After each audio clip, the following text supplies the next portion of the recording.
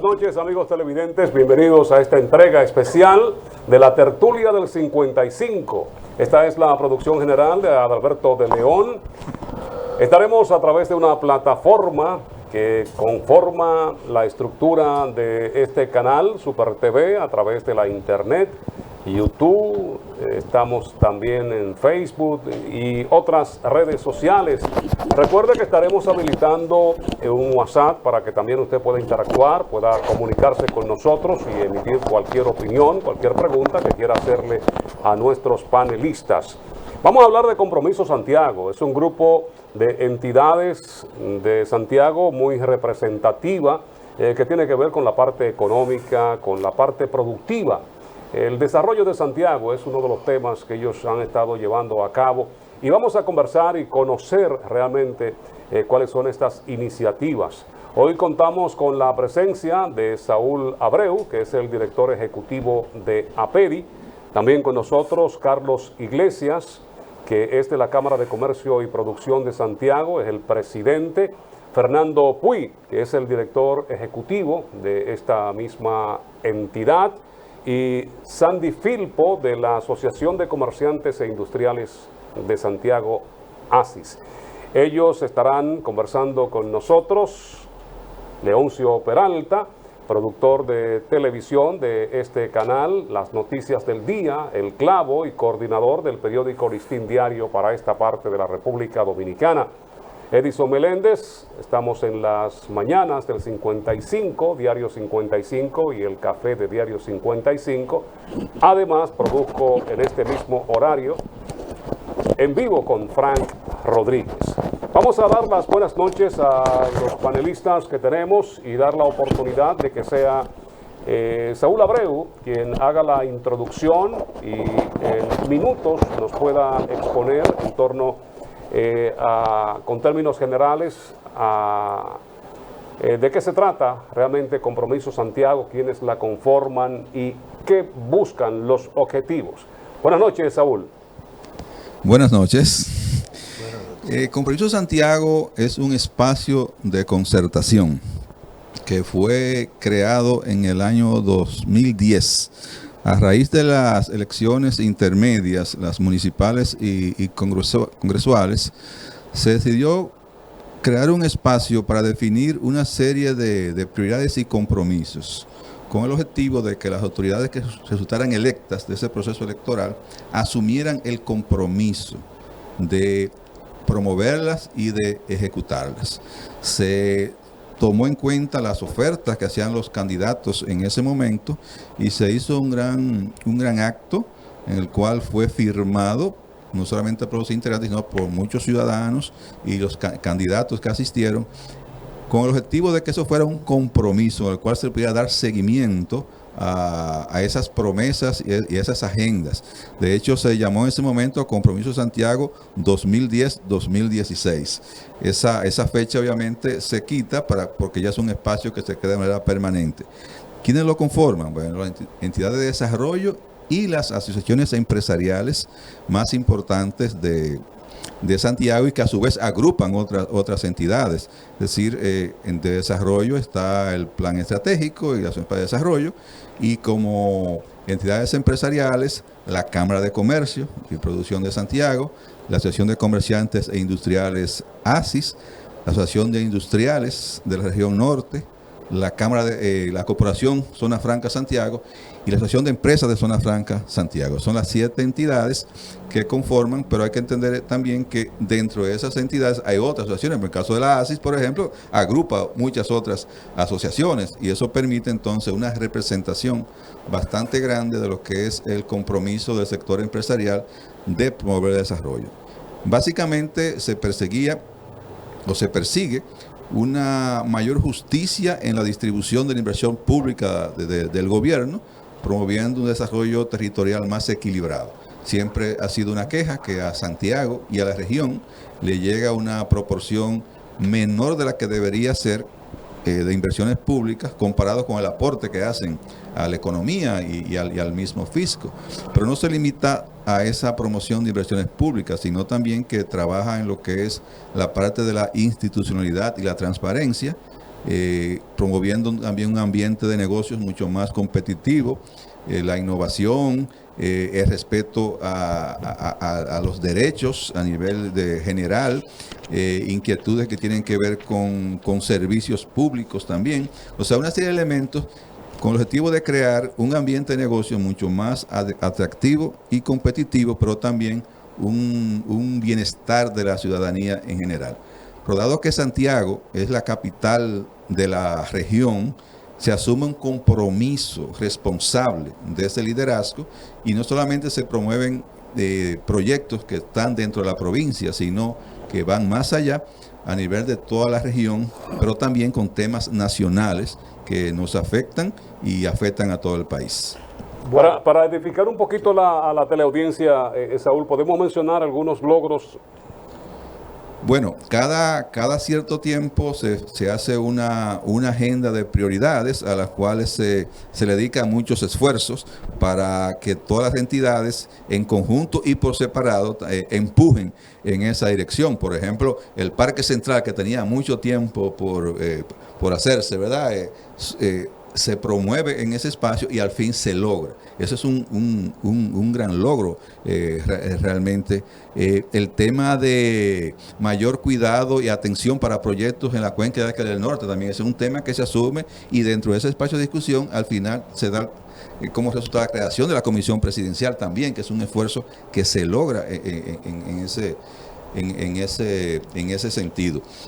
Pero también se ha trabajado en pronunciamientos que tienen que ver con procesos importantes en el país, una crisis electoral, por ejemplo, una crisis económica, se han hecho propuestas concretas. Por ejemplo, en la pasada, cuando se estaba en medio de la crisis, en los primeros meses de la pandemia del COVID, donde se estaban promoviendo diferentes medidas, Santiago aportó muchas sugerencias que fueron tomadas muy en cuenta en las decisiones del gobierno en términos de intervención, en apoyo en el sector empresarial para preservar los empleos, pero también para preservar el bienestar de las personas. Para decir algunos ejemplos de resultados muy puntuales. Pero algo muy importante es que Compromiso Santiago se ha constituido en una voz de Santiago y de la región, que es tomada muy en cuenta para diferentes decisiones y consultas a nivel del gobierno y de otros espacios empresariales de otra parte del país. O sea, se ha constituido en una voz calificada y respetada. Un escenario por donde desfilaron los candidatos.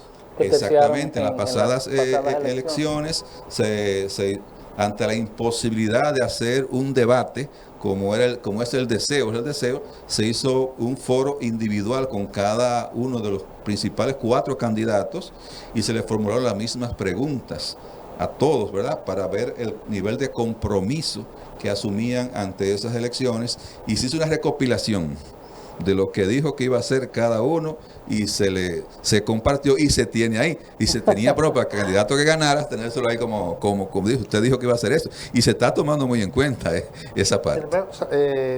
Si observamos el peso que tienen las instituciones que ustedes representan en Santiago, en la región y en el país, y el peso específico de esta provincia, como todo el mundo reconoce, su aporte al Producto Interno Bruto y capital regional, como que los resultados, la atención del gobierno central y de los 2 ejecutivos municipales del 10 para acá, Cerulle y Abel Martínez, como que han sido pocos, escasos, las atenciones y los resultados concretos en obras importantes que necesita Santiago. Lo primero que hizo Danilo Medina en el 12 que llegó fue de montar un proyecto que había hecho Leonel Fernández, de una concesión a empresarios de la región de habilitar el puerto de Manzanillo. Entonces como que es poco lo que se le ha atendido a Santiago y a la agenda que demandan las instituciones que ustedes representan, en mi criterio. Mira, buenas noches. Mira, eso es normal en un proceso. Primero hay que entender que nosotros estamos haciendo un ejercicio de ciudadanía que tiene que ver básicamente que va más allá de la ciudad de Santiago, sino que va hacia la región. Los gobiernos en un momento dado toman en cuenta la ciudad, sus municipios, en la medida de que estén convencidos de que no hay una dilatación en el poder. Los gobiernos del Partido de la Liberación Dominicana tuvieron la peculiaridad de que tuvieron un mandato muy prolongado y una concentración de poder muy fuerte. Tenían el Congreso, tenían la Suprema, tenían los tribunales, tenían los jueces, tenían los ayuntamientos, tenía el gobierno central, tenían todas las instituciones básicamente, estaban concentrados en el partido de gobierno. Y tú le sumas a eso un dilatado ejercicio del poder, obviamente eso te crea una situación de gobierno que muchas veces no escuchan. Y no escuchan porque su naturaleza o conformación producto de la hegemonía política que tenían en ese momento no le permite. Entonces, quizás nosotros pudimos haber logrado más, y es verdad.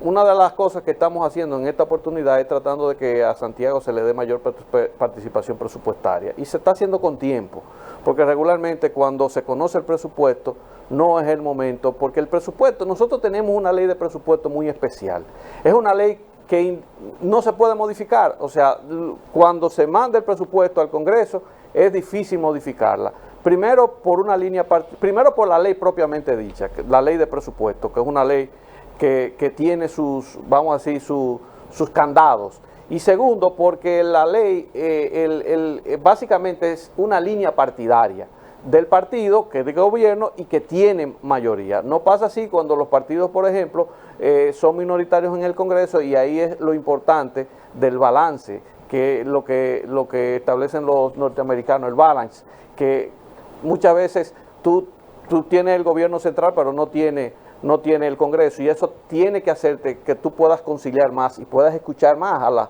a los diferentes grupos. Entonces, en el Partido de la Liberación Dominicana, ese dilatado ejercicio de poder era imposible. De hecho, una de las cosas que hizo o que permitió que cambiara el gobierno fue eso, que los funcionarios no escuchaban. Tú tenías funcionarios de 12 años en una posición, o sea, ya el funcionario con 12 años se siente prácticamente amo, dueño y señor de esa posición, como que inamovible. Entonces, eso hace muchas veces que no pueda haber un ejercicio entre ciudadanía y gobierno que pueda realmente tener, que el gobierno pueda absorber esas necesidades que tiene la población. Entonces, en ese sentido, nosotros entendemos que nosotros jugamos el papel en la medida que nos lo dejaron jugar. Ahora, siempre entendíamos que esto es una carrera de largo espectro, que no es un asunto que tú vas a conseguir, y ahí está quizás la gran fortaleza de Compromiso Santiago, de tener instituciones cohesionadas en intereses comunes, que independientemente venga un gobierno o no esté, vamos a solicitar lo mismo y vamos a darle consecución a eso. Y nosotros hemos tenido logros que han sido producto de, vamos a decir, de la persistencia y la perseverancia de las peticiones que hemos hecho. Fernando, que está calladito ahí. Bueno, lo primero, yo me voy a remontar un poquito en la historia. El desarrollo del Cibao definitivamente que ha sido distinto a la zona sur, a la zona este. O sea, ha sido un desarrollo mucho más horizontal, mucho más democrático, mucho más repartido, si se quiere, mientras en el sur había desarrollo maderero sobre todo, y en el este había desarrollo losato ganadero. Aquí fue el tabaco. Y la caña en el este. También, que es latifundio, o sea, que son grandes extensiones. Aquí fue básicamente el tabaco que permitió un desarrollo mucho más horizontal, mucho más democrático, si se quiere. Y basado en eso, es donde yo veo la importancia de Compromiso Santiago. Como instituciones que cada una tiene su agenda, cómo logramos unificar, enfocar el rumbo en una misma dirección, aún cada una tenga sus propias actividades. Y yo creo que eso es un valor muy grande, y sobre todo porque muchos de los temas que trabajamos son un tanto intangibles. O sea, tal vez yo no puedo ver el muro de la pared que se logró hacer, pero a veces uno tiene que hacer el ejercicio. Y si no estuviéramos, y si estuviéramos peleando, y si tuviéramos cada uno con su intereses particulares. O sea, ¿qué sería de Santiago? ¿Qué sería de la región? Entonces, ahí es donde yo veo el valor de Compromiso Santiago. Cómo hemos unificado criterios a favor del desarrollo de Santiago, por un lado, pero también cómo desde hace varios años ampliamos esa agenda de iniciativas hacia la región entera, las 14 provincias del Cibao, incorporando ciento y tantas instituciones en un ejercicio para construir una agenda regional. Entonces, sin entrar ahora mismo en el detalle de esa agenda, pero cuando cogemos temas como la seguridad jurídica, o cuando cogemos temas como la competitividad de la región, o sea, no es algo que podemos decir, tenemos aquí una estaca sembrada en la luna y esto lo hicimos nosotros, pero estamos contribuyendo a crear el espacio, el ámbito para el desarrollo empresarial en toda su vertiente y haciendo más competitiva la región y por tanto atrayendo inversiones y creando fuentes de empleo de una manera un tanto indirecta si se quiere, pero efectiva. ¿Cómo va cambiando, Saúl? ¿Ibas a agregar algo, Carlos? Sí, lo que dice Fernando es muy importante porque nosotros en el año 2019 hicimos un ejercicio interesante y es que como Compromiso Santiago nosotros invitamos a unas 100 y pico de asociaciones, Cámara de Comercio de las 14 provincias principales de la región como Compromiso Santiago y nosotros hicimos un ejercicio por varios meses, varias reuniones en distintas localidades en Santiago y también íbamos a las otras provincias donde nosotros hicimos un levantamiento de unos 15 puntos, 15 ejecuciones o puntos, sean obras de infraestructura, sean de carácter legislativo, sea de carácter cultural. Nosotros establecimos 15 puntos que salieron de un total, porque esos fueron los que priorizaron, de un total de 50 iniciativas regionales, más de 500 iniciativas regionales. Y nosotros contratamos un consultor para que acogiera esas 500 iniciativas que surgieron, la de Dajabón, la de Montecristi, la de Puerto Plata, la de Moca, La Vega, Salcedo. Y de ahí salieron 15 iniciativas y esas 15 iniciativas se fue como el primer plan maestro que nosotros hicimos de Santiago y la región, amparado por Compromiso Santiago. Entre esos los puertos, el puerto de Manzanillo que mencionamos, el puerto de Puerto Plata, puertos en sentido general para la región norte, comercio en sentido general para la región norte, infraestructura en sentido general.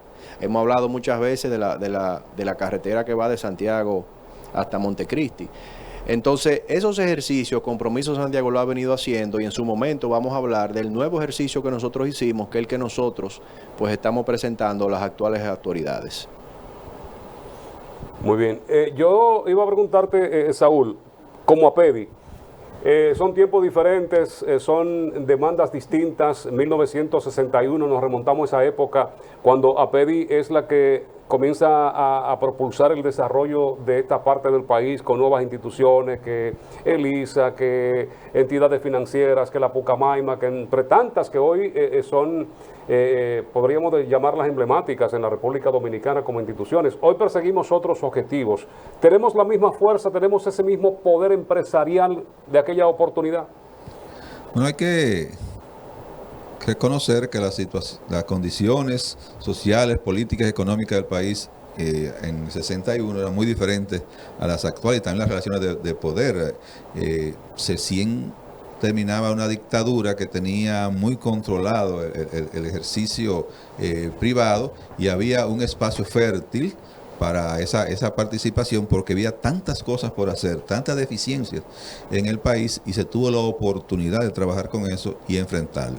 Gracias a esas iniciativas se contribuyó a cambiar mucho lo que es la estructura del país a nivel económico, social. Entonces, en estos años, obviamente, los retos son muy diferentes, son con actores también múltiples que antes no existían a nivel de Santiago y a nivel del país, con un ejercicio democrático muy diferente a lo que existía también en aquella época, con un sector empresarial mucho más diverso y desarrollado también. Entonces, configurar todos esos actores en iniciativa es más complejo ahora, y con Compromiso Santiago se ha logrado, ¿verdad? Esa unidad. Ahora, los temas antes tan básicos como la salud, que el primer proyecto que puso a pedir en ejecución fue de salud. Servicios financieros a nivel personal o comercial que no existía, acceso a la vivienda, eran cosas tan sencillas y tan básicas que ahora ya estamos en otro estadio de desarrollo del país. Por consiguiente, ahora hay que trabajar más con elementos mucho más integradores, como el enfoque de desarrollo sostenible. Por eso el eje ambiental juega un rol muy importante en el tema de APEDI. Dentro de ese ambiental, la parte problema internacional, que es el tema de agua. Por ejemplo, la preservación del recurso agua es un tema de preocupación permanente. La parte de la seguridad jurídica, fortalecimiento institucional. O sea, son temas diferentes ahora, y obviamente el liderazgo que se ejerce y se requiere ahora también muy diferente al anterior. Antes había, claro, una relación con las autoridades mucho más directa y de mucho más peso en las decisiones. Pero ahora, en este momento, un ejercicio de esa relación fuera prácticamente imposible, porque ahora las condiciones son totalmente diferentes. Pero un liderazgo, un liderazgo comprometido realmente, porque muchos han asumido esa bandera y están haciendo sus contribuciones, porque a veces uno dice, bueno, ahora el liderazgo ahora no es igual que antes. No, tienen una situación diferente y están asumiendo de forma diferente, pero muy comprometidos. Muy comprometido. Que a veces uno piensa que los intereses son diferentes. No, pero también hay que entender, porque es un asunto básicamente de transformación que se está dando en la sociedad, y no solamente nosotros como sociedad, sino también a nivel del mundo, que los gobiernos cada día que pasa se van achicando más. O sea, es menos el radio de acción que tiene un presidente para hacer lo que desea, como en los tiempos de Balaguer, en los tiempos de 65-66, que un presidente era ley, batuta y constitución, y eso le daba más facilidad al liderazgo para poder lograr hacer un contacto que te permitiera tomar una decisión presta en el momento en la cual se requería. Eso no ocurre, y es un tema que mundialmente lo estamos viendo. O sea, ya hay tratados que te está hablando sobre la pérdida de los poderes de los gobiernos, que el poder se está moviendo hacia otros renglones. Lo que pasa es que no nos damos cuenta, pero ya el poder se va moviendo hacia otras latitudes, hacia las sociedades, hacia grupos específicos, por un proceso no solamente de desgaste, sino también de una situación mal llevada de los gobiernos, que ha conllevado a que el pueblo se empodere a los fines de que limite los poderes, no solamente del Ejecutivo, sino también de los Congresos. Entonces, eso hace, por ejemplo, antes tú hablabas con Balaguer daba una orden y había que cumplirla. Hoy tú hablas con Abinader, y Abinader tiene que ver qué precepto de la ley se viola o no se viola para poder ordenar eso. Es decir, por ejemplo, el tema del puerto de Manzanillo hubiese sido una realidad en los gobiernos de Balaguer. Porque Balaguer te dice, no, lo vamos a hacer con recursos. Ahora tú tienes que expropiar recursos. Primero tú tienes que ver que dentro de eso, si tú no pones en juego la seguridad jurídica del país, primero, eso es lo primero. Después tú tienes que determinar si hay recursos para expropiarlo, y después que entonces tú tienes que meterte a todo el tema de compra, contrataciones, transparencia, o sea que eso antes no se veía, y es un problema que, vamos a decir, no, un problema bueno para la sociedad, pero al final limita el ejercicio del poder, porque las sociedades nos estamos empoderando en grupos como este, como Compromiso Santiago, como sociedad en términos general, y tú ves hoy que, por ejemplo, un procurador, básicamente de la presión que hace la población, entre otras cosas, sale de la Procuraduría para Najayo. Entonces, son de las cosas que tú tienes que ver. Y yo les invito a que ustedes estudien y vean cómo se está achicando el poder y hacia dónde se va a trasladar. Eso implica que está creciendo los niveles de institucionalidad en el país.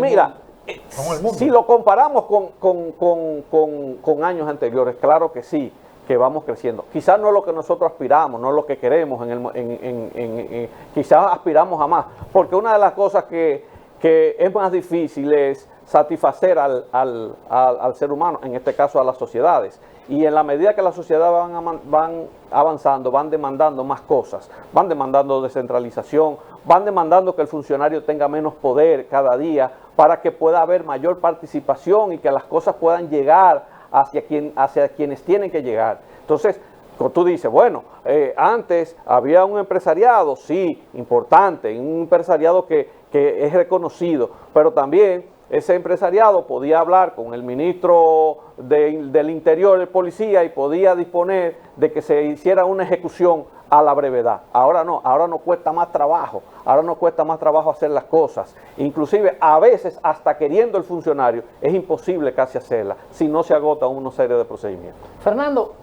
la parte que ustedes manejan versus el gobierno. En el 2010 con la reforma se creó el ministerio que es como yo quisiera que se llamara, Desarrollo y Planificación, y que le quitáramos economía, porque los ministros que hemos tenido ahí se han concentrado más en el tema económico que en la planificación.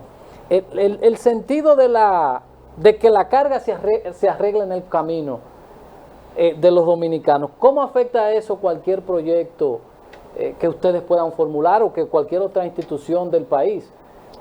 Tenemos mucha debilidad y vivimos como arreglando la carga en el camino. No hacemos proyecciones a largo plazo. El otro día veíamos que ni siquiera uno de los objetivos del milenio República Dominicana pudo lograr. Mira, antes de entrar en los objetivos globales del milenio, el tema de la institucionalidad, si lo mezclamos con el aspecto del Ministerio de Planificación y lo mezclamos con presupuesto, ahora en los medios hemos visto que hay una cantidad de obras que no arrancan o que están paradas.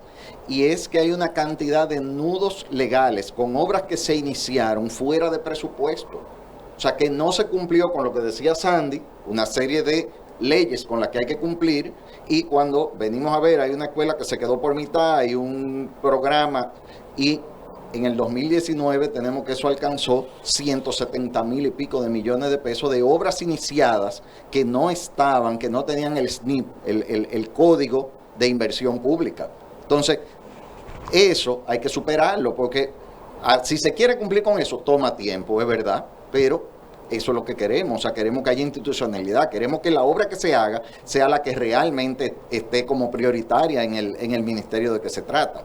O sea, que no sea la que se le salió de la mente a alguien y logró que se iniciara, pero tal vez había otra prioridad más alta. Entonces, los recursos siempre son escasos. Entonces, ahí es donde tenemos que poder hacerlo en aquella que remunera mejor en términos sociales o en términos económicos al país como un todo. ¿Algo más que agregar, Saúl, a este tema, a esta pregunta de... Mira, por ejemplo, bueno, en ese plano, ustedes saben de que el presidente llamó a Compromiso Santiago que va a realizar, a que le acompañara como veedores a realizar una inversión en Santiago de unos 2.100 millones de pesos. De eso hay 1.100 millones de pesos que está destinado al yaque y hay 1.100 millones de pesos que está destinado al centro histórico. Y como espacio, el presidente, pues, como lo ha hecho en otras provincias, que ha llamado a la iglesia y a otras asociaciones, en el caso específico de Santiago, que es el monto más alto que se está manejando a nivel del país, pues entendió que Compromiso Santiago era un espacio para colaborar con él en ese sentido. Y traigo esta colación por lo que dice Fernando. Nosotros en visitas que hemos hecho y en reuniones que hemos tenido, nos consta de que se tiene el dinero ya depositado en las instituciones, por ejemplo en Corazán, que va a ser una institución que va a estar a cargo de algunas obras de agua que se van a realizar dentro de ese marco. Pero todavía ellos no han podido entregar el pliego de condiciones que se requiere, como dice Fernando, para poderle habilitar el código SNIP, porque este gobierno parece que está entrando en realmente cumplir con lo que manda la ley. Cuando usted va a hacer un proyecto, usted tiene que entregar al Ministerio de Economía, Planificación y Desarrollo para que le otorgue dentro del presupuesto el código SNIP una serie de requisitos, una serie de documentos, los cuales eso conllevan un tiempo. Aún el gobierno tenga el dinero, que dice el director de presupuesto, nosotros tenemos el dinero, los 700 millones para que ustedes ejecuten lo que van a hacer en el río Yaque. Pero nosotros necesitamos que la institución sectorial que va a ejecutar, en este caso Corazán, nos cumpla con todos los requisitos de el retorno que va a tener esa inversión para la ciudad, el requisito de cuáles son los TDR, los términos de referencia. cuáles son todos los términos de referencia bajo los cuales se va a licitar. Tenemos que cumplir con compra y contrataciones, tenemos que cumplir con un sinnúmero de cosas donde anteriormente no se cumplía con eso. Pero- Entonces hay como una especie de traba que se siente de las obras y es fruto de ese cumplimiento que quiere llevar el gobierno Ahí actual. mismo, en la pregunta que Y tú, decía, y tú dirías, ¿y qué es peor? Pues entonces es peor la medicina que la enfermedad. No, pero espérate, si estamos pidiendo transparencia, es la única forma de tu poder tener procesos transparentes, porque lo otro es ya dejárselo muy en manos del funcionario para que el funcionario haga y deshaga. Entonces, a veces tú no tienes funcionarios tan comprometidos como para decir, no, el presupuesto de esto es esto, tiene que ser esto, de esta es la forma, sino que empiezan con un presupuesto de 10 y terminan con un presupuesto de 100. pero ahí viene lo que decía, se supone que si yo soy director o ministro de una institución, cuando hago mi POA, mi plan operativo, o hago mi presupuesto, que es el que alimenta el presupuesto de la nación, ya en mi plan operativo para el año que viene, que se hace en octubre, ya yo he vislumbrado lo que voy a hacer y le digo, mire presidente, yo necesito esto y yo necesito el presupuesto, porque a veces se da el tranque de que surge una obra que no estaba en el plan operativo. Sí, pero tú no estás tomando en cuenta a veces que ese funcionario es un político y que ese político entró al cargo y dentro del cargo a lo mejor no tiene las condiciones o el manejo para hacer eso que tú dices. Bueno, No, sí, lo que- hay mucha y gente lo- que ni siquiera sabe lo que es No, un POA. y lo que pasa es que pareciera que ahora no basta con simplemente decir, mira, yo quiero asfaltar esta calle, sino que si es el caso de obras públicas, tiene que decir, mira, yo quiero asfaltar esa calle, pero ¿por qué tú la quieres asfaltar? ¿Cuál va a ser el retorno que va a tener para esa comunidad, para esa sociedad? ¿Cuál va a ser el ahorro que eso va a representar en combustible?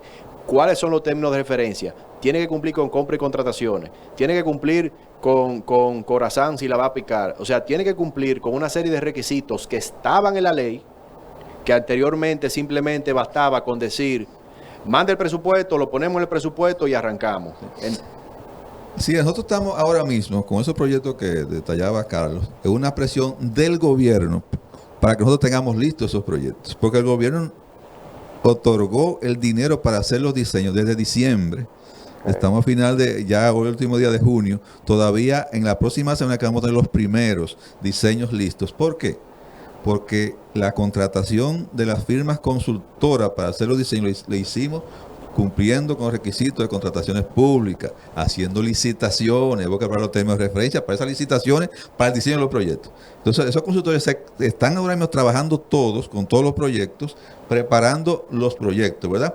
Y después entonces preparan los pliegos de condiciones para la ejecución, para que la entidad pueda entonces hacer la licitación pública para la construcción, previo una certificación de presupuesto de que ese dinero está designado para eso. Previo a eso, tiene que tener el código del Sistema Nacional de Inversión Pública. O sea, que es toda una cadena de procesos que hay que cumplir para asegurar esa transparencia.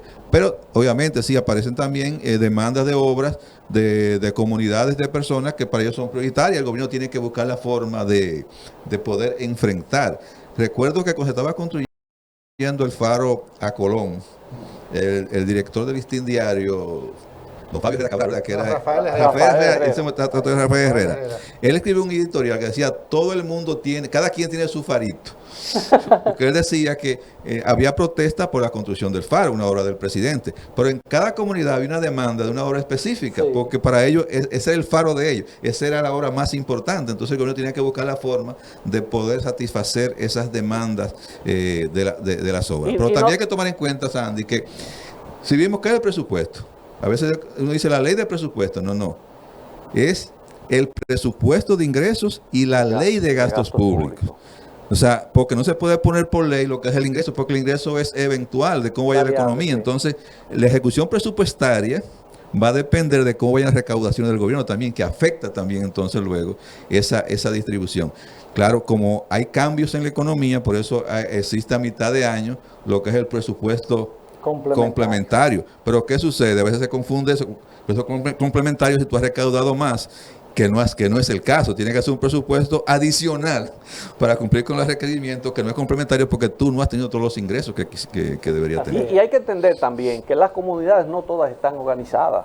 O sea, que en un momento dado hay necesidades de una comunidad que básicamente no se contempló porque no hay una organización de esa comunidad, no hay una de las necesidades. Y el gobierno tiene realmente que establecer prácticamente una acción gubernamental para darle solución a eso, porque el gobierno está electo para todos, no para un grupo ni para un sector. De ahí es que nosotros decimos, nosotros somos solidarios y queremos ser solidarios, pero no podemos ser tanto, porque si nosotros aportamos entre el 14 y el 17% mal contado del Producto Interno Bruto, del PIB, porque fíjate qué sucede, y ahí quiero hacer un paréntesis, porque quizá hay gente de Santo Domingo que nos escuchan y nos dicen, no, los mocanos y los santiagueros lo quieren todos. No, eso no es, ese no es el caso. Nosotros aportamos ese porcentaje mal contado, porque tú tienes aquí entidades como bancos, grandes superficies, que su sede central está en Santo Domingo y sus reportes lo hacen por Santo Domingo. No nos cargan, porque no hay empresas locales que son supuestos grandes. Disgregación de los datos dentro del Banco Central, sino que entonces nosotros lo que queremos es que nos asignen, y en el proceso que estamos haciendo, que Carlos mencionó ahorita y que vamos a hablar más adelante, lo que queremos es que nos asignen mayores niveles de presupuesto a Santiago. ¿A los fines de qué? De hacer Santiago una ciudad que no solamente la empuje el empresariado, sino que la acción gubernamental llegue. Compromiso Santiago está con nosotros y tenemos compromisos comerciales. Nos separamos un momento, quédese ahí, ya volvemos.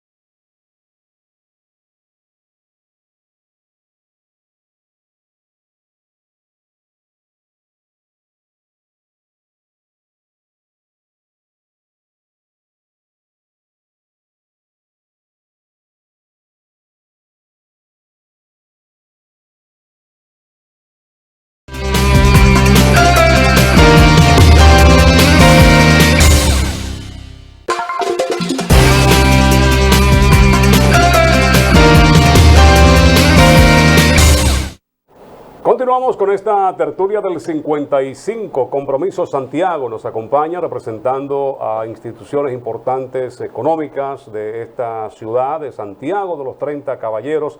Recordándoles que tenemos un WhatsApp, si tiene alguna inquietud, alguna pregunta, puede tramitarla, puede hacerla a través del mismo.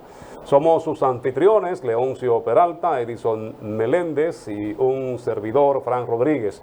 Nos acompañan el presidente de la Asociación de Comerciantes e Industriales de Santiago, Sandy Filpo, Fernando Puig, director ejecutivo de la Cámara de Comercio y Producción, el presidente de la misma, Carlos Iglesias, y de APEDI, la Asociación para el Desarrollo de Santiago, está con nosotros Saúl Abreu, director ejecutivo.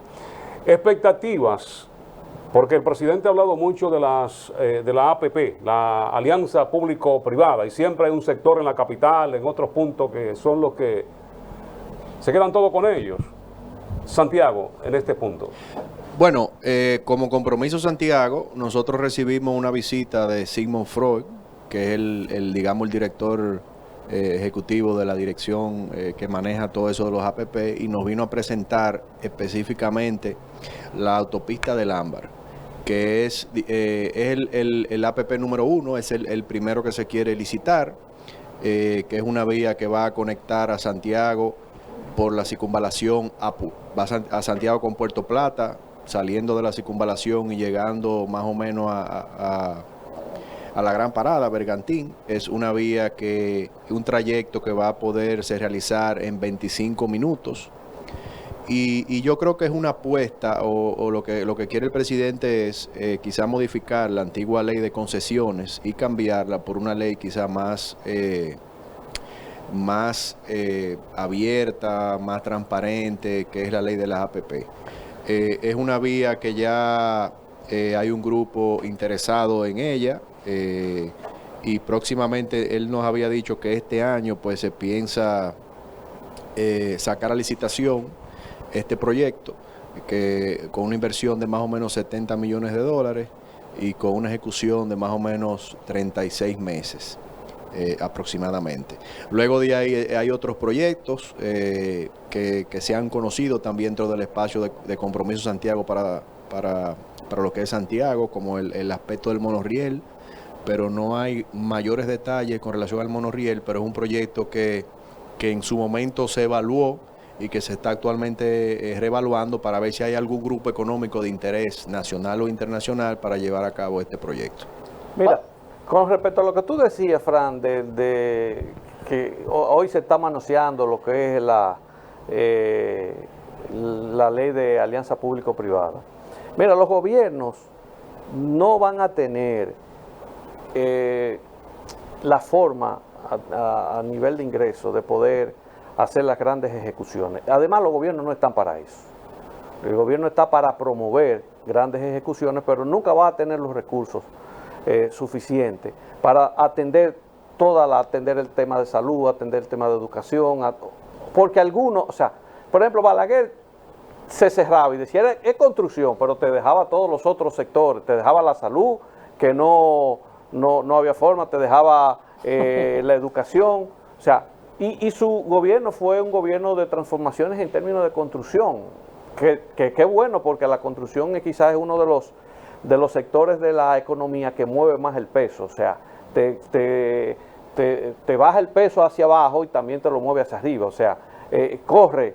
Entonces, pero las alianzas público-privadas son los mecanismos que van a tener los gobiernos para poder hacer grandes transformaciones, porque no se va a poder destinar, sobre todo países de Latinoamérica, grandes ejecuciones presupuestarias para hacer grandes obras, porque si lo hacen van a tener que descuidar elementos tan vitales como salud, como educación, como alimentación, entre otros, temas que son importantes. Entonces, ¿qué es lo que el gobierno hace con esto? El gobierno lo que dice, bueno, nosotros tenemos una facilidad de que como gobierno nosotros podemos dar permisología, podemos hacer expropiaciones, podemos inclusive poner una parte del dinero a contra prestación, vamos a decir, de que otra entidad privada haga la operación haga parte de la inversión y sobre todo la operación, porque los gobiernos son malos en operaciones comerciales. O sea, está demostrado, no es el gobierno. Además, tú no puedes ser el regulador, el que regule y también sea el que te regule a ti mismo. Son malos porque favorece al sector privado y condenando al Estado. Pero yo no veo, ¿tú te refieres condenando en qué sentido? Bueno, ahí están los peajes, los famosos peajes, Samaná, ahí están otras obras que se han hecho. Eso tiene, hay una cosa que tú tengas, una cosa es que tú tengas un problema de conformación de una alianza público-privada y que tú como Estado, pues, porque el que tú te refieres, eso violentó todos las normas inclusive de transparencia. Pero eso si te vas a minería pasa lo mismo, 60 para ellos, 40 nosotros, pero tenemos que pagar nosotros todo y ellos con... En el mejor de los casos. Pero esos son asuntos, vamos a decir, ya eso es un asunto de distorsión de lo que es la figura. La figura de alianza pública-privada está hecha para que el Estado se beneficie, para que la población se beneficie de una obra importante, que el Estado no la pueda hacer, que la obra la pueda tener la población a la mano y que en ese sentido el Estado pueda presentarla como una realización. Tú coges, por ejemplo, en Miami, el Turnpike, y es una obra importantísima. Ya va a depender de cómo sea ya los acuerdos entre las partes. Sí, pero yo creo que el gobierno el actual gobierno no va a cometer ese error, o sea, el error de la autopista de Samaná. Por ejemplo, la autopista del Hambre está concebida, por ejemplo, sin peaje sombra y con un único peaje de 75, 100 pesos y es rentable. Inclusive, déjame decirte que en la figura de alianza pública-privada, ¿tú sabes cuáles son los primeros inversionistas en otros países? Los fondos de pensiones. Correcto. Los fondos de pensiones. Porque es una seguridad tan grande. ¿Y eso va a ser aquí? Igual. Bueno, nosotros no tenemos una ley 8701 que nos permita que los fondos de pensiones aquí lo que están haciendo es tesorería. No tenemos una ley en la que permita que los fondos de pensiones puedan ser invertidos en obras de desarrollo como esta, que es uno de los retos que va a tener la ley en su modificación. Saúl iba a aportar algo. Hay que diferenciar, o sea, lo que es una concesión de una alianza público-privada. Aquí todavía no hay ninguna APP. Todavía no hay ninguna. O sea, la primera que se está pensando es precisamente con esa autopista del Ámbar. No podemos comparar de Samaná, porque todavía aquí no hay... Eso es una concesión, no una APP. Y lo de Pedernales, no va por ahí. Pedernales. El proyecto turístico de Pedernales. Hacia el futuro, lo que quiero decir que actualmente no hay ninguna AEPP funcionando en el país, ninguna, o sea, hay concesiones, porque la AEPP es una sociedad en la cual también la sociedad tiene que participar en el proceso de las discusiones, que requiere mucha transparencia y compromiso, y afecta básicamente un servicio que por naturaleza es un servicio público, y entonces el sector privado se interesa y entra de acuerdo con el gobierno y la sociedad para ofrecer el servicio en mejores condiciones que le haría el sector público, y el sector público sin tener que hacer esas grandes inversiones, pero un proceso de veeduría y de transparencia que puede ser intervenido y modificado en cualquier momento también. O sea, hay que diferenciar eso. O sea, no podemos tener como ejemplo lo que existe de concesiones, porque la EPP es otra cosa y ha funcionado muy bien en muchos otros países. En términos, bueno, de realizaciones. Yo el otro día que estaba haciendo una investigación y entré al plan estratégico de Santiago a revisar los años, proyectos hermosísimos que decía, cuando uno medía la cantidad que se había desarrollado, decía, sin desarrollar, no se ha implementado, no se pudo hacer, este tiene un 5%, este tiene un 2%. ¿Qué pasa con eso? Que yo digo, pero cualquier alcalde que se monte en este plan puede hacer una gran gestión. ¿Por qué al político no le gusta ese tipo de cosas? Bueno, no como un político, ¿verdad? Porque no lo soy, pero cada quien tiene su agenda. Entonces, por ejemplo, hay una agenda de la ciudad, digamos, el plan estratégico, que lo aprueba en una gestión determinada. El alcalde que gana, que posiblemente en ese lazo de tiempo, que son 10 años que hace el plan, no fue que estuvo en ese proceso, tiene su agenda también particular, que no necesariamente va a coincidir. Y uno de los problemas, Saúl, es que precisamente como son planes a largo plazo, a 10 años, y los periodos son de 4. Sí. El ejecutivo va así, en este caso el ejecutivo municipal dice, no, yo no voy a hacer algo para que otro, o sea, la falta de institucionalidad, no voy a hacer algo para que otro coseche eso, porque a lo mejor yo duro 4 años, pero en los otros 4 años es que se concreta o que se inaugura o que la gente empieza a disfrutar de eso y lo ve de esa manera, o sea, la gran labor del plan estratégico, y ahí es donde es que alinear esos intereses, porque aunque tú no lo quieras, el interés del administrador municipal es uno, que es lograr popularidad, buscar, hacer cosas que a lo mejor no se hacen en el tiempo que está. Me imagino, nosotros tenemos un plan ahora mismo que vamos a ver los resultados el 2030. Sí, es muy importante eso, porque siempre digo cuando hablo con mis colegas o directores y también con nuestros presidentes, ¿verdad?, que son empresarios, que cuando abordamos un político tenemos que verlo con el mismo enfoque de un empresario, solo que la divisa es diferente.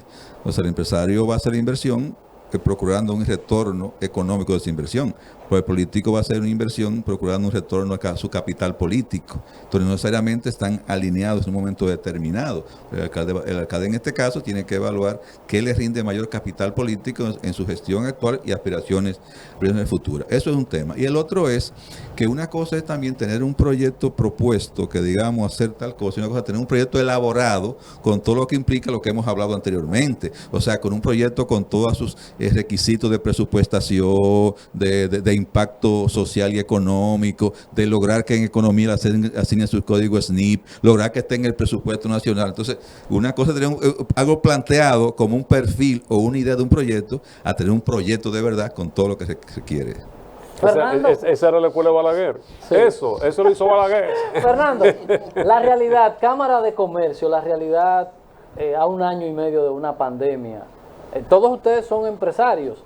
La realidad de hoy, saliéndonos un poco ya de Compromiso Santiago, la realidad de las empresas. Mira, la realidad que tenemos... Y Exposivao va vivo este año, le agrego yo. Hemos visto los números que ha sacado el Banco Central, o sea, en crecimiento interanual habló hasta de un 21%. La proyección es que va a alcanzar alrededor de un 12, 11, 12%, o sea, porque venimos de un año de una parálisis de la economía en sentido general. Ahora bien, como institución, como Cámara de Comercio, que tenemos a cargo el registro mercantil, nosotros sí podemos decir que la cantidad de registros de empresas nuevas está, como dicen, increciendo. O sea, cada día hay más solicitudes, formalización de empresas, sean individuales, sean SRL, sean SA, que viene evolucionando al alza. O sea, cada día tenemos más registros. En cuanto a Exposivao, tenemos todo planificado para hacer un Exposivao 2021, nuevos retos, nuevos cambios, que es el lema de este año. Obviamente, dado por las circunstancias, y será un Exposivao virtual y presencial, híbrido, como decimos. Será presencial en la medida que, con limitaciones, o sea, con número de módulos limitados, habrá conferencias que, como el año pasado, pudimos tener conferencistas de cualquier parte del mundo por la modalidad virtual. Y estamos muy optimistas en cuanto a que Exposivao 2021 será un evento de negocios. O sea, va a ser orientado directamente a negocios, exposición, presentación de productos, rueda de negocios y capacitación orientada al emprendimiento y a la generación de negocios. Mira, debo decir, en términos de lo que dice Fernando, de una gran cantidad de empresas que han estado surgiendo. Y debo darle un crédito al gobierno en lo que voy a decir. Porque el gobierno, por lo menos en estos días que tenemos de gobierno, que hay de gobierno, ha abrazado la transparencia. Y en términos de transparencia, el gobierno ha permitido una transparencia que ha despertado el interés de muchas empresas a licitar. Y eso hace que muchas empresas que son informales pues se formalicen y otras que a lo mejor no se habían motivado a participar en licitaciones, pues lo hagan.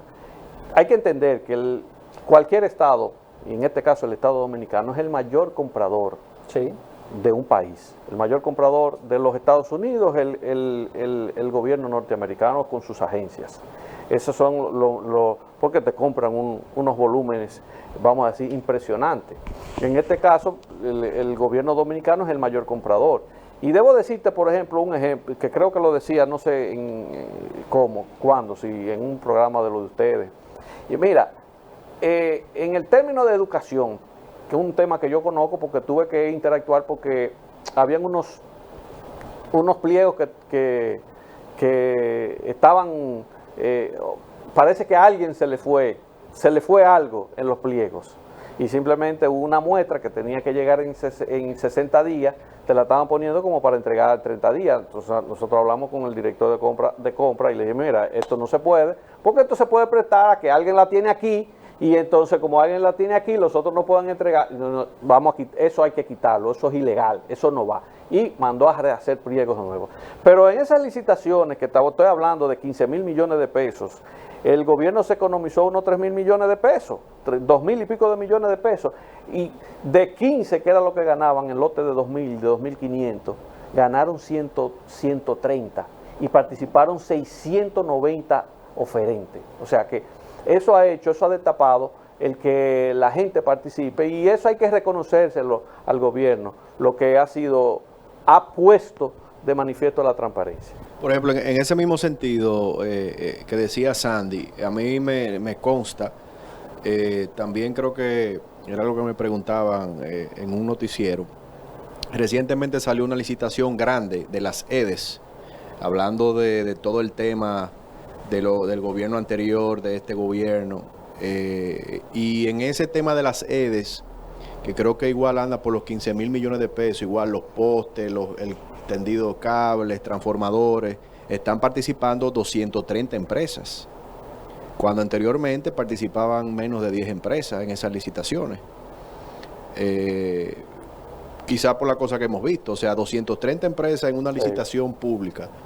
Yo creo que es algo que habla quizás del sentido, como dice Sandy, de que la gente por lo menos tiene credibilidad en el proceso, la gente está creyendo en el proceso. Y el INVI tú coges en la reparación de vivienda, que ganaron, de hecho, ganaron los que ganaban tradicionalmente, a 600 participantes, ganaron 200 y pico. Ahora, esa gente ganaron menos, o sea, ganaron lotes más pequeños y eso tuvo la oportunidad de poder redistribuirse en todo lo que, en una gran parte de lo que quiero volver un poco atrás.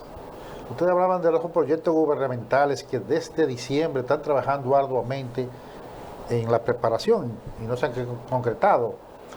Pero, ¿cuáles son? O sea, en Santiago, ¿cuál va a ser el impacto? Porque se habló del monorriel, pero parece que ese no está, por lo que se enfocó. Ahí no está la carretera del Ámbar. ¿Cuáles son esos proyectos que ya se dice que el dinero está ahí y solo falta la estructuración de los contratos? Sí.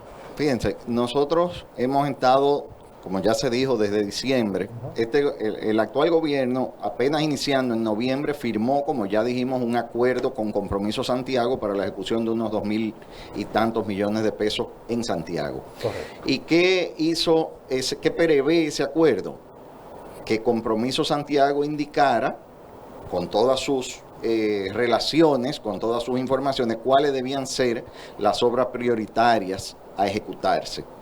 Ese monto de dinero individualmente parece mucho, pero cuando hablamos de gobierno no es una cifra para nada importante, o sea, en términos ya de gobierno, de lo que gasta un gobierno. Y se identificaron básicamente 12 proyectos, 5 que van orientados al desarrollo, al mejoramiento, al hermoseamiento y a la mejora del centro de la ciudad de Santiago, del centro histórico de la ciudad de Santiago. Esos 5 proyectos prevén 13 intervenciones puntuales en edificaciones, que son el Centro de la Cultura, la sede de la oficina del desarrollo del centro histórico, la comisión del desarrollo del centro histórico y patrimonio cultural, que están juntos, y Casa de Arte en la Benito Monción. con estas intervenciones puntuales, lo que se pretende es crear centros, primero de actividad, mejorar la actividad de esos sitios que atraigan gente, pero al mismo tiempo que el sector privado se entusiasme también en mejorar sus propias edificaciones y todo eso contribuya al hermoseamiento de la zona.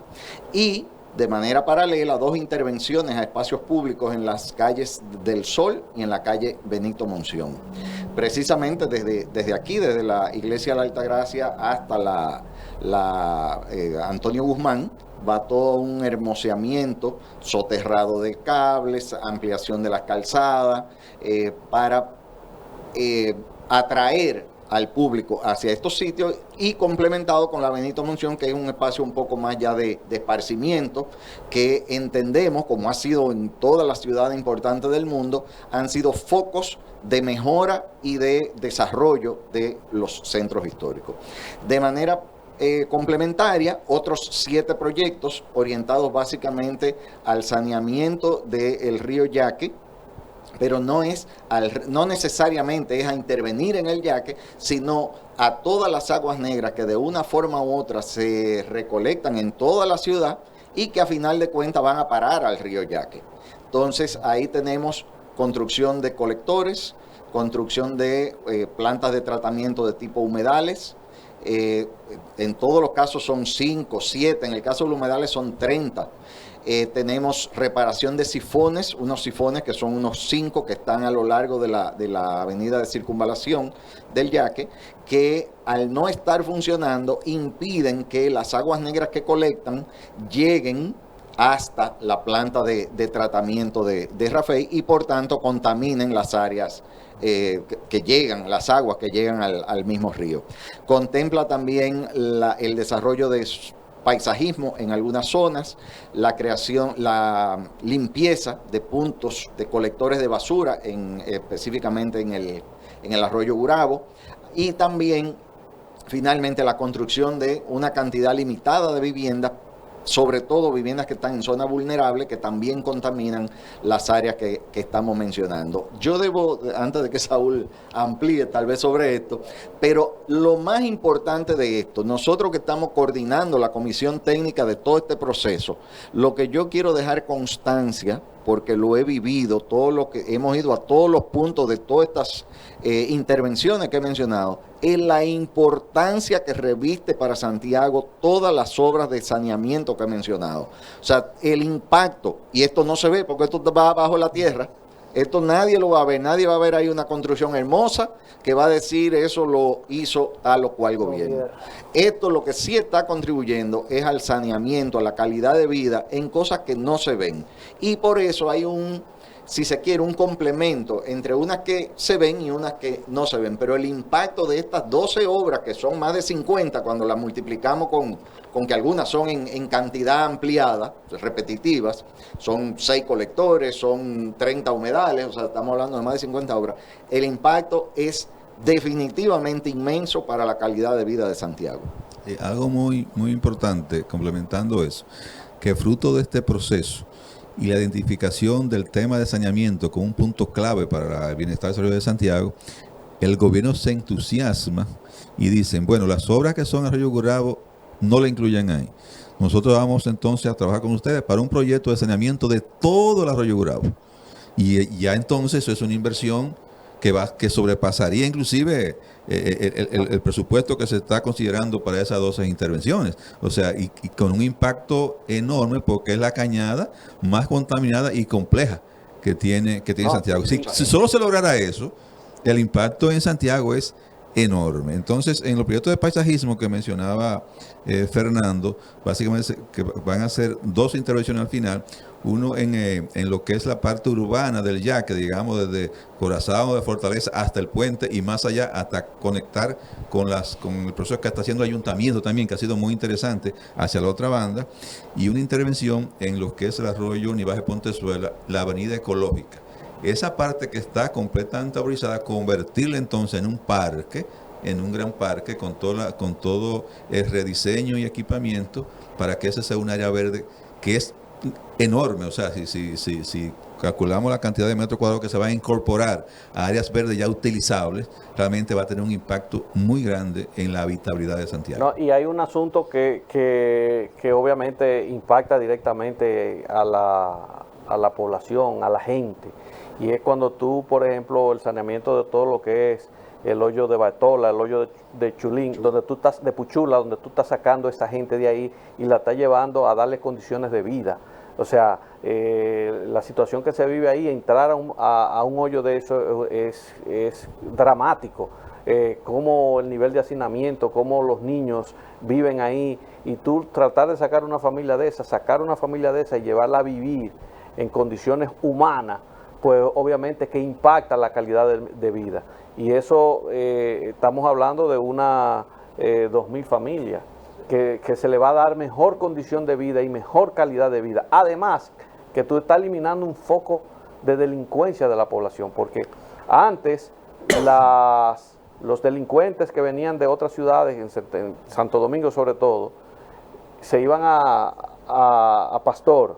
Pastor ya ha tomado otra connotación porque tiene otro, vamos a decir, ha sido saneado. Ya tú no tienes, ya el Pastor de hoy no era, la yagüita de Pastor de hoy no era ya al lado tiene una especie de residenciales, de apartamentos. Ya ahora esos mismos delincuentes, en vez de coger para allá, cogen para esos hoyos. Y tú estás también eliminando un factor delincuencial. Un elemento sobre estas intervenciones que hay que resaltar: ¿cuál es el interés nuestro desde el sector empresarial?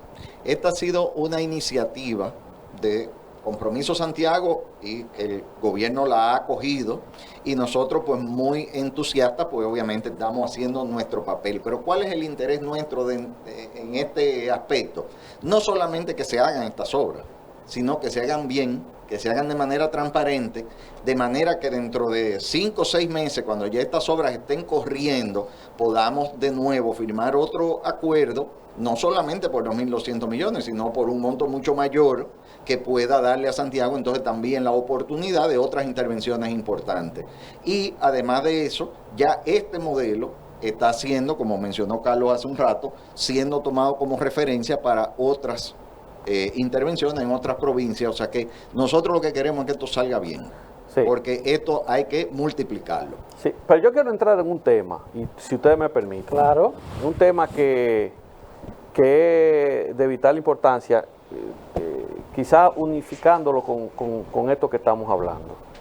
Y es el esfuerzo que nosotros estamos haciendo, como dijo Carlos, que hicimos para consensuar una serie de obras que estamos aspirando a que en el próximo presupuesto sean colocadas. Y hemos empezado con tiempo a trabajar eso. Fíjate que estamos hablando del presupuesto del año 2022. Y estamos trabajando ahora para que eso se haga. ¿Producto de qué? Mire, yo no sé si ustedes se han dado cuenta, o si el público televidente se ha dado cuenta, pero realmente aquí existen 4 Repúblicas Dominicanas. 4 Repúblicas Dominicanas que tú te ubicas en puntos y son distintas todas. Tú tienes, por ejemplo, la República del Este. Tú tienes la República del Cibao. Tú tienes la República del Sur, sobre todo el sur profundo, con condiciones totalmente diferentes a las que tiene. Y tú tienes el Distrito y el Gran Santo Domingo, que es la gran cabeza, es la gran macrocefalia, donde la mayoría de los recursos se quedan, se impregnan, porque son los centros mayores de votación, porque ahí es que está el mayor activismo político, porque ahí es donde dicen, los grandes medios de comunicación, porque es donde se hacen los cheques, etcétera, etcétera. Entonces tú tienes esa gran cabeza que realmente es soportada por un cuerpo muy fino, un cuerpo prácticamente aniquilado, que no tiene músculo, que no tiene fortaleza y que está soportando esa gran cabeza. Así mismo estamos nosotros en el Cibao. Nosotros producimos el dinero y soportamos la gran cabeza. Esa gran cabeza nosotros la sostenemos en función a lo que producimos. ¿Qué es lo que estamos diciendo? Nosotros queremos que se nos asigne mayor condición presupuestaria. Nosotros estamos conscientes que el presupuesto tiene un sentido de solidaridad, vamos a llamarlo, un sentido humano de solidaridad, donde donde los recursos de lo que más produzcan puedan llegar a aquellos que menos producen. Sí, no estamos conscientes de eso. Ahora, nosotros lo que entendemos es que no podemos estar tan conscientes a que nos quiten todo y nosotros aniquilarnos nosotros mismos, porque en la medida de que tú vas aniquilándote, en esa misma medida va aniquilando la producción, y eso es lo que nosotros hemos empezado con una serie de obras que yo no sé si Carlos la va a mencionar, que son realmente iniciativas consensuadas a los fines de que el gobierno pueda ejecutar una acción gubernamental en función a eso, que es lo que aspiramos. Sí, ciertamente, y no realmente que cuando se vaya a hacer uso de ese presupuesto sea en obras que no son necesarias para la ciudad. Por demás.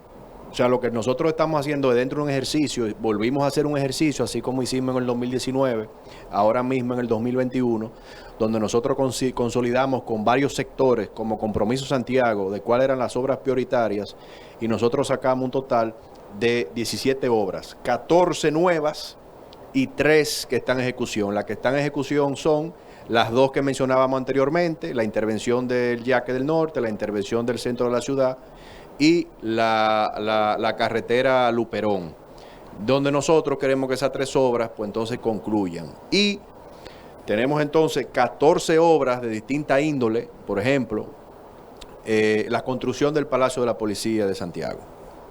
Yo creo que es necesario dentro de un ambiente de seguridad ciudadana. Le falta uno de los bomberos, un palacio de los bomberos. Está también. O sea, son 14 obras que nosotros la hemos sacado del Plan Estratégico de Santiago, que la hemos sacado de los sectores sociales y económicos de Santiago, y que nosotros queremos que, al decirle al gobierno, estas son las obras que nosotros queremos. Presupuestada por lo menos al momento, presupuestada con los montos estimados de lo que se lleva y producto de, vamos a decir, no de un estudio de factibilidad, porque no somos quien para, no somos organismos. El presidente socio de ustedes, que es empresario, son camaradas. ¿Qué otras obras importantes? Por ejemplo, volvemos otra vez en la incidencia de los puertos. Entendemos también que en el mediano plazo, lo que es el vertedero de Rafey, pues entonces y de Tamboril, tenemos que buscarle una solución. O sea, creemos que ya se hizo una buena reconversión del vertedero, de cómo estaba ahora mismo el manejo que se ha hecho, pero en algún momento va a haber que sacarlo de la ciudad y buscarle una ubicación para unificar eso y destinar esa tierra para otro uso. O sea que son 14 obras, que son las obras que nosotros queremos que el presupuesto, que el gobierno pues nos lo devuelva en el presupuesto. No, en total suman unos 22.000 millones de pesos. No queremos que nos los hagan todo en un año. Son obras que tampoco es posible hacerle un año, pero que por lo menos los próximos 4 años, pues entonces ellos dediquen partidas importantes para estas obras. El equilibrio del rol de lo que debe ser el gobierno versus lo que tienen que hacer los empresarios. Porque hemos visto en los últimos tiempos políticos que quieren ser, que se convierten en empresarios y empresarios que quieren ser políticos. ¿Qué debe hacer cada quien para beneficio? Según yo te puedo, desde mi punto de vista, sin una opinión que lo comprometa a ellos, a ninguno, ni a ninguna asociación, porque esto es una opinión particular y personal. Yo entiendo que cada quien tiene que tener definidos sus roles. Yo quizás no sea el más llamado a decir esto, porque en algún momento de mi vida yo cometí una locura ¿cómo te digo? O sea, hago mea culpa sobre eso. Pero yo pienso que el empresario debe concentrarse en ser un ente productor y creador de riquezas, para que se puedan crear empleo y se le pueda dar estabilidad a un sector específico. Y yo creo que y eso lo aprendí, yo tengo autoridad para decirlo, yo tengo autoridad para decir eso. Yo creo que el político tiene que ser un ente de carrera, así como usted es sacerdote, así mismo usted abraza la política. Y usted va a saber que usted va a vivir con lo que le genera su sueldo, sin muchas ostentosidades, como lo que usted es, un servidor público. Ese tiene que ser el político. Ese es el sacerdote que abrazó una lucha y abrazó el voto de pobreza o abrazó cualquier otro voto. Entonces eso tiene que ser el político, porque cuando los roles, ya el político entiende que la política es un elemento para crear riqueza y enriquecerse de eso. Entonces ahí es donde vienen las distorsiones y ahí es donde vienen las sociedades que empiezan a empoderarse y puede pasar cualquier cosa. porque viene la corrupción, viene la falta. Yo creo que, mira, aquí hay políticos que, por ejemplo, tú le tienes que tener respeto, que no han hecho otra cosa más que ser políticos. Máximo Castro. Máximo Castro es un político de los pies a la cabeza. Y lo que ha hecho es eso. ¿Qué dice la cédula de Máximo Castro? Diputado, tiene que decir en un momento dado, porque tiene ya 34 años siendo diputado. Entonces, pero tú no has visto a Máximo haciendo otra cosa. Se ha dedicado a ser un servidor público a través de la política, a través de una curva. Y yo creo que eso debe ser el político. El empresario tiene que ser empresario, tiene que ser un ente, porque si es político y empresario, hay un choque de roles. Y entonces no se sabe en qué momento se está beneficiando el político o se está beneficiando el empresario. Otra opinión tal vez de ustedes, de otro de ustedes. Digo, Sandy es el que más, como dice, el que más estuvo en un momento vinculado a la política. Tú sabes que dentro del Compromiso Santiago es Sandy que responde eso siempre. Hemos cuidado de no involucrarnos mucho en la parte política a nivel del ejercicio como partido, sí en la incidencia de política de desarrollo, que es algo muy diferente, pero sí, como menciona Sandy, ese rol debe ser muy diferenciado para evitar los conflictos de interés, y no tiene nada de malo que una persona se dedique a ser político como profesión, porque es también sacrificado ese proceso, porque tú te debes completamente a unos electores, a una ciudadanía a la cual tú te dedicas a representar, y esa ciudadanía cuenta contigo para diferentes situaciones y que tiene que estar abierto a cualquier hora, cualquier día para escuchar. Entonces tú pierdes tu privacidad, tu intimidad en ese proceso, y eso no todo el mundo está dispuesto a perderlo, y el político se entrega a eso y es un sacrificio. El tema es cuando se confunden los roles. Le voy a hacer una pregunta que no tengo mucha información. Quizá ustedes me puedan ubicar a mí y a los televidentes. Ustedes quizá lo conocen más que yo. Tengo entendido que el gobierno, el Estado, va a crear una especie de dependencia, una subdirección provincial o regional para el Ministerio de Economía, Planificación y Desarrollo, para el Cibao, para Santiago. Y si no me equivoco, estaría ahí trabajando en eso una persona ligada al sector empresarial, que es Agustín González, que ha estado ligado a alguna institución de la de ustedes. ¿Es cierto eso? ¿Eso viene por ahí? Sí, no, de hecho es retomando el tema, porque en la gestión anterior ya se había creado esa dirección regional, no solamente aquí, sino en varias regiones del país. Cuando asume el gobierno se detiene ese proceso, ¿verdad?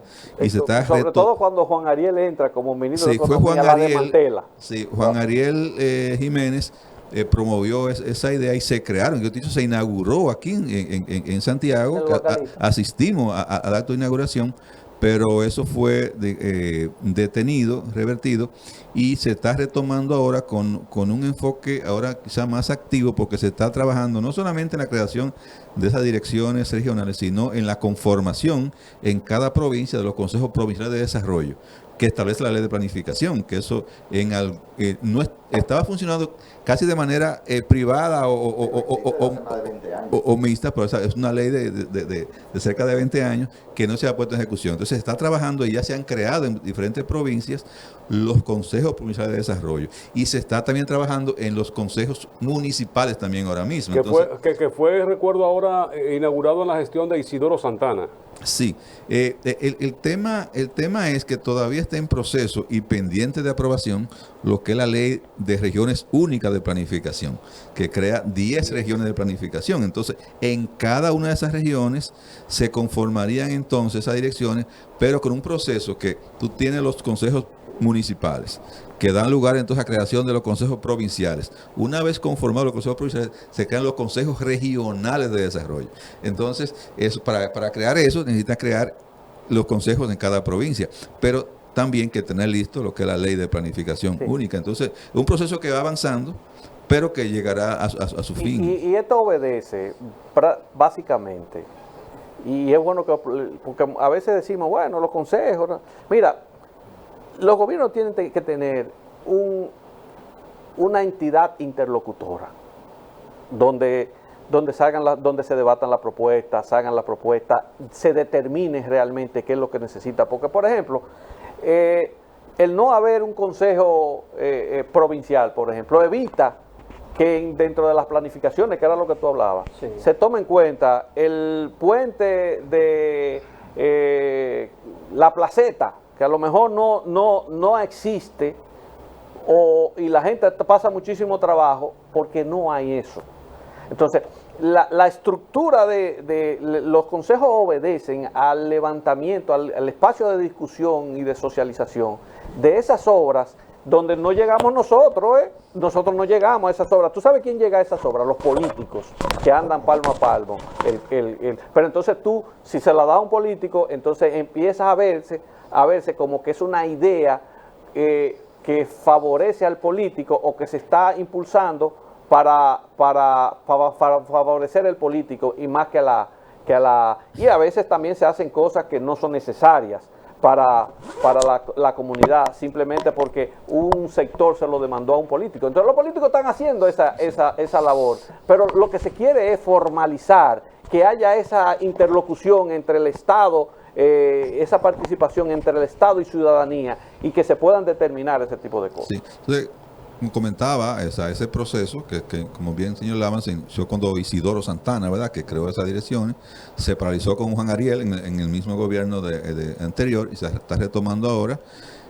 Como tú dices, sí, Agustín González ha sido designado un técnico en esta dirección. buen técnico. En esta dirección.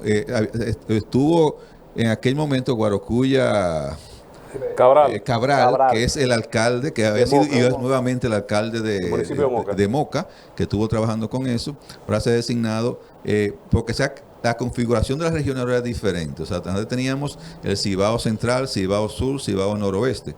Ahora, en la conformación de las regiones, conforme a como esa ley que está bien avanzada, de las regiones únicas, ya no existiría un Cibao Central y Cibao Noroeste, sino solamente Cibao Noroeste, que incluía las 7 provincias de lo que era el Cibao Central, de hace Santiago, Puerto Plata y Espaillat, y las 4 provincias de la línea noroeste. Hay un Cibao Nordeste, que son las otras 7 provincias, que era el Cibao Sur y el Nordeste. Entonces, es una configuración diferente, de acuerdo a ciertas características, para tener regiones únicas de planificación. Tomamos un pequeño receso nosotros ahora y vamos a publicidad y ya regresamos con la última parte de esta tertulia del 55. Compromiso Santiago.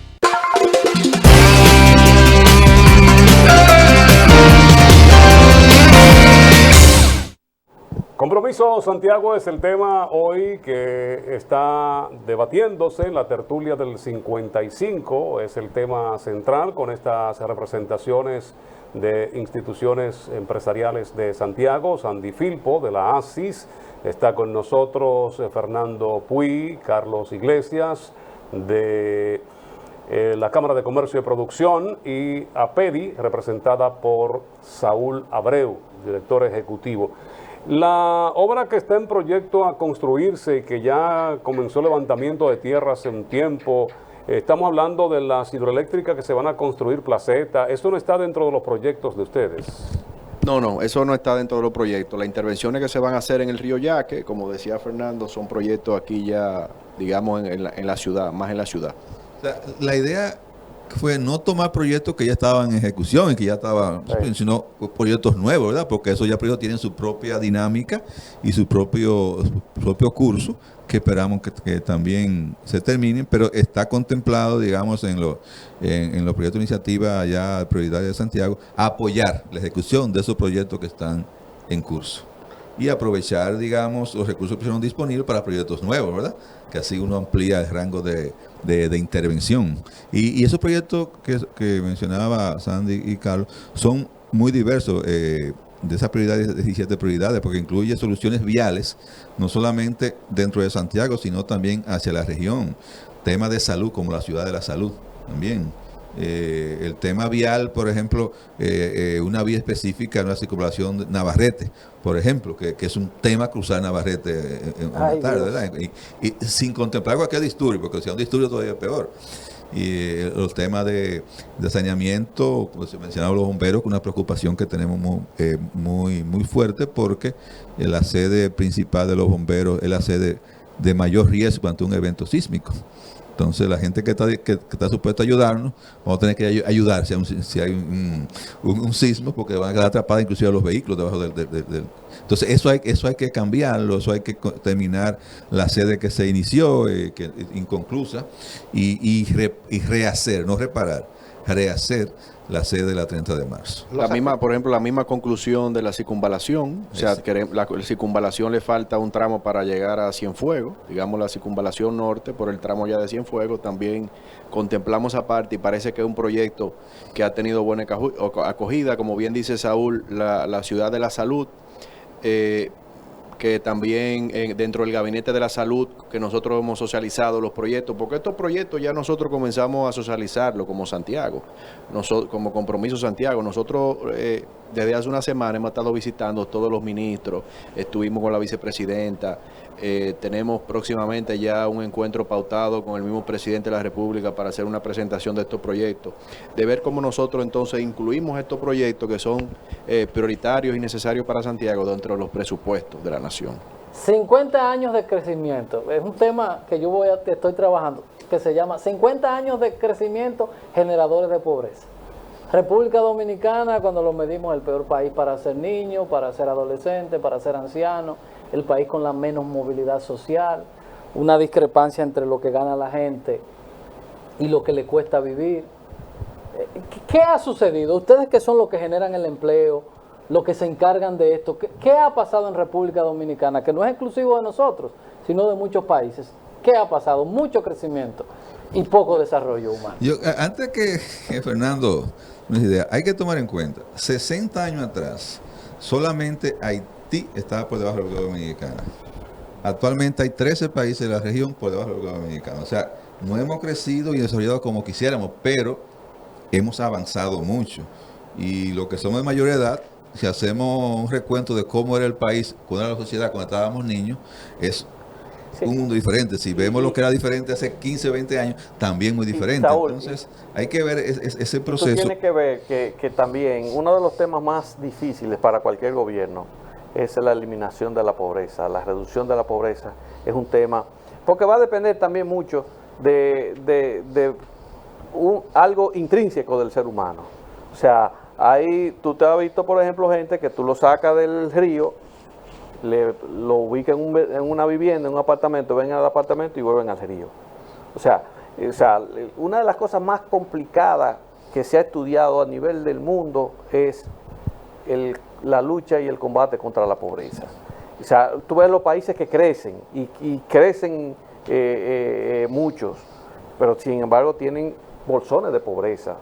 Aún persisten los bolsones de pobreza, porque es que son muchos elementos lo que integran, vamos a decir, la solución definitiva para eso. Sí. Entonces, uno puede ver que yo sugiero que el libro que publicó hace un par de años, Moyapón, El Gran Cambio, El gran cambio. Sí. para ver la diferencia de lo que era ese país hace 50, 60 años y lo que es ahora.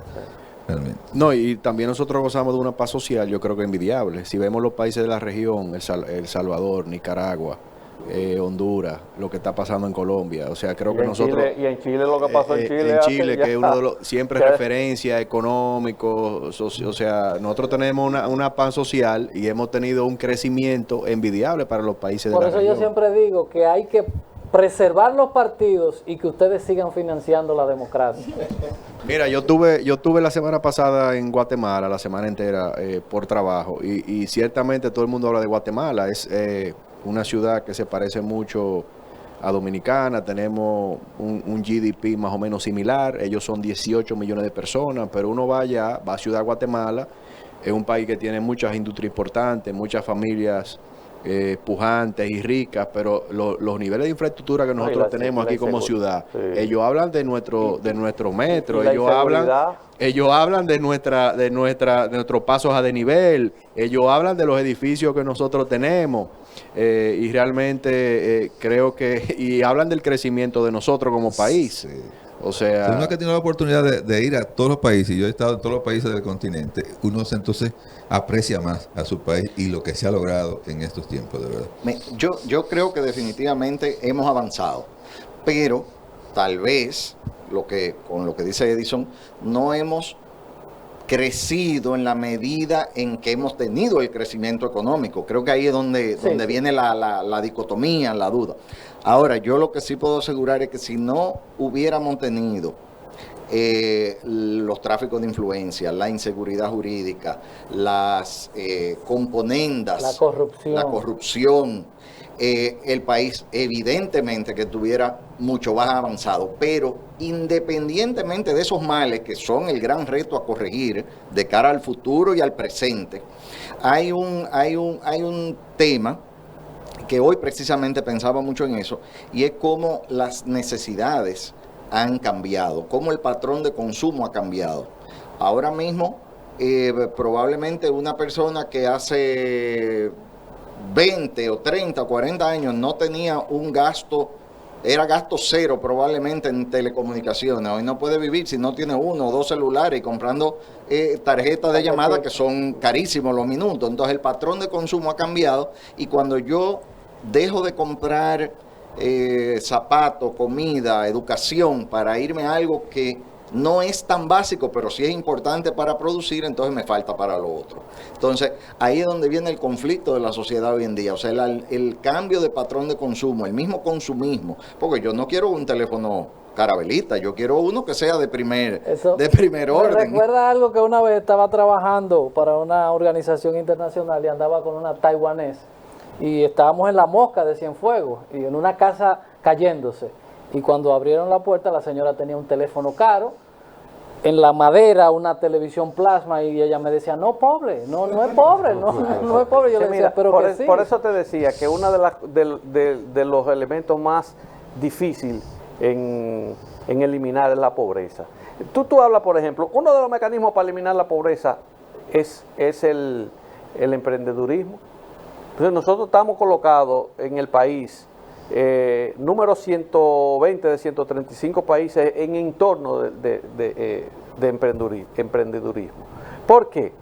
Bueno, porque tenemos un entorno que nos invita a eso, tenemos escasez de financiamiento, la educación, la educación hacia el embotellamiento. No, exacto. Entonces cuando tú ves eso, tú dices, un evento, una condición que tiene que ver tanto con el ser humano, si tú no educas a tu ser humano, si tú no lo pones en condiciones de que salga de la pobreza, no va a salir, va a ser muy difícil que salga,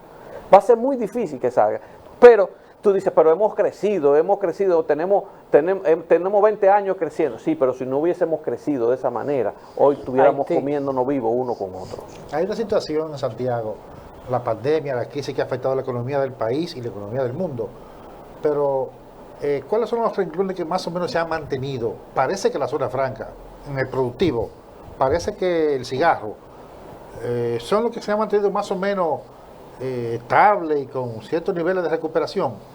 Zona franca, el sector cigarro, porque los otros como que son más tambaleantes. Es mi percepción. Sí, digamos que ciertamente durante la crisis, pues Santiago fue una de las provincias que se pudo mantener fuerte.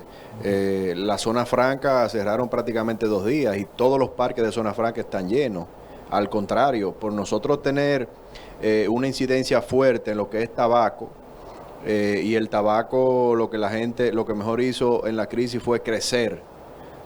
Tenemos empresas crecer en consumo. Crecer en consumo, porque las personas en sus casas pues simplemente querían fumar un buen puro, quería tener pues socializar, pero con su esposa o con lo que fuese, pero el trabajo mejor creció. Y hay empresas que dentro de la pandemia tuvieron que ampliar sus operaciones y trabajar hasta 3 turnos para poder dar abasto con las exigencias de los fumadores. Así pasó también con la industria de bebidas, de alcoholes. O sea, también el consumo de alcohol también creció. Y ya la zona franca... Hasta las adulteradas crecieron. Esas vinieron también. Querían buscar un pedazo del pastel. Pero la zona franca ciertamente tuvieron su crecimiento. Todos los parques están llenos, están en ampliación, y eso terminó el año con unos niveles y arrancó el año 21 con niveles superiores de exportación a los que teníamos el año pasado. Y Santiago se beneficia de eso. Y dicho por el presidente y por todo, así mismo como arrancó Santiago, así mismo arrancó el país. Porque como nosotros no nos valemos tanto del turismo, pues no fuimos una zona muy afectada. También el sector construcción se dinamizó muchísimo. Veíamos cómo las personas en sus casas, quizás al estar aisladas, pues entonces luego de que se aperturó la pandemia, empezó el boom de la construcción, las personas que querían adquirir nuevas viviendas, nuevos apartamentos, vivienda económica, vemos cómo la remesa aumentó un 40%, tenemos una gran comunidad muy solidaria en Estados Unidos, donde se han dado 6 trillones de dólares, ha dado los americanos, y todas esas remesas pues entonces han venido al país, eso se ha traducido en consumo, y Santiago pues ha sido beneficiado de todo eso. Y ciertamente ha habido un crecimiento. Ya estamos en los minutos finales de este programa y vamos a ocuparnos a quizás hacer un llamado o enviar un mensaje, porque hay mucha negatividad, mucho pesimismo en ciertos sectores. ¿Qué ustedes vislumbran? ¿Qué proyectan? ¿Realmente las cosas van a ser peores o van a mejorar? Mira, yo creo que sobre todo un llamado a la incertidumbre que tienen las personas con relación a los precios, la inflación, el alza de los productos. El llamado es que el gobierno está trabajando, hay una mesa de trabajo con relación a eso, y lo que estamos viendo ahora mismo en los mercados internacionales, que los precios de los commodities y de los principales entes de la construcción, pues entonces se ha mantenido y han comenzado un descenso y se perfila un descenso. Lo que no podemos es sentirnos nosotros ahora o ahogarnos en esto, porque esto es lo que pasa luego de las crisis. Las grandes crisis traen grandes crecimientos, los grandes crecimientos traen alza en los precios. Oferta y demanda es una ley económica. Creo que tenemos que tener la confianza de que esto ya ahora va a comenzar a bajar y va a comenzar a revertirse ese crecimiento que han tenido, y la gente que siga apostando al crecimiento, que siga apostando a que nosotros vamos a salir de esta crisis económica. Saúl. Bueno, Santiago y la región se ha caracterizado por ese optimismo y por eso las inversiones en la región. Y algo muy importante que se resalta como promovemos los proyectos de inversión pública es que hay un retorno positivo en las inversiones que se hacen aquí. Entonces, invitamos a que esas inversiones sigan creciendo y que la gente, obviamente, como dice Carlos, tenga confianza en el país, confianza en que todos juntos podemos sacar buen provecho de esta situación. El país ha demostrado una capacidad no de reponerse, sino de rebotar, o sea, de caer y levantarse rápidamente. Y las crisis que hemos tenido anteriormente han demostrado esa capacidad que es muy positiva y que dice mucho de la fortaleza estructural de la economía dominicana, y tenemos que seguir apostando a que lo podemos hacer. Fernando. Hay un elemento que ahorita se mencionó, y yo iba a intervenir, pero se mencionó, y es la educación. O sea, nosotros tenemos que revertir los antivalores que tenemos actualmente, que nos están afectando, y eso definitivamente que es con educación. No solo la educación formal, también la educación para emprender un negocio que pueda ser sostenible, que pueda mantenerse en el tiempo. Y para eso hay opciones, pero mucha gente no le llega, mucha gente se va por la prueba y el error, y cuando cae en el error, entonces ya se le hace más difícil levantarse. Yo me voy a ir por otro aspecto, además de la educación. Para visualizar ese optimismo en el cual nosotros creemos, definitivamente. Pero tenemos que empatar eso con la crisis que estamos rebasando. Y tenemos que traer a colación la necesidad de la vacunación. Nosotros tenemos que seguir planteando, no podemos dejar, no podemos parar un segundo en impulsar la vacunación. Sean una, sean dos, sean tres, sean 5, sean 10 dosis. Ese no es el tema. El tema es, o sea, la vacuna de la influenza no la ponemos todos los años. O sea, cuando yo me he puesto más de 20, entonces el tema no es cuántas dosis son. El tema es que saber que esa es la vía de uno salir del apesadumbramiento que te puede dar la crisis en términos emocionales, y a través de la vacunación pues ver una luz al final del túnel. Le toca el cierre. Muy importante eso, porque las estadísticas indican que de los muertos, menos de un 1% son los vacunados. El más del 99% son personas no vacunadas. Sandy, usted cierra. Mira, nosotros estamos viviendo una crisis que son 3 crisis a la vez. Estamos viviendo una crisis sanitaria, el mundo está viviendo una crisis sanitaria, una crisis económica, y estamos también viviendo una crisis de credibilidad, porque mucha gente no cree en lo que es la solución para volver a la normalidad. Entonces, estamos viviendo también una crisis en ese sentido. Y yo creo que lo primero que debemos hacer es entender que todas las crisis son pasajeras.